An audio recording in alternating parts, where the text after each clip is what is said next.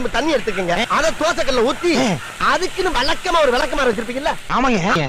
வரட்டுன்னு ஒரு 4 இழுப்பு இழுத்து ஒரு கிண்ண நிறைய மாவு எடுத்து பெரிய ரவுண்டாவும் இல்லாம சின்ன ரவுண்டாவும் இல்லாம பொதுவா ஒரு ரவுண்ட ஊத்தி 4-5 வெங்காயத்தை போட்டு அள்ளி பொடி பொடியா நறுக்கி அப்படியே மேலாப்ல பரபர தூவி விட்டு சரிங்க. ஒரு நீளமான கேரட் எடுத்து அதையும் பொடி பொடியா நறுக்கி சரிங்க. அப்படியே மேலாப்ல பரபர தூவி விட்டு 16 கரண்டி நெய் எடுத்து சரிங்க. அதுல 6 கரண்டி நெய்ய உள் சைடு அப்படியே லேசா விளாவி விட்டு சரிங்க. 10 கரண்டி நெய்ய தோசைக்கு வெளி சைடு அப்படியே மேலாப்ல விளாவி விட்டு சரிங்க. இட்லி பொடி இருக்கு பாத்தீங்களா, அத அப்படியே அள்ளி மலை சாரல் மாதிரி அதை மேலாப்ல பரபர அப்படியே பேய விட்டு சரிங்க.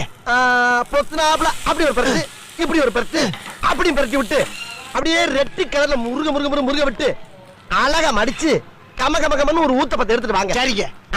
அண்ணனுக்கு ஊத்தப்ப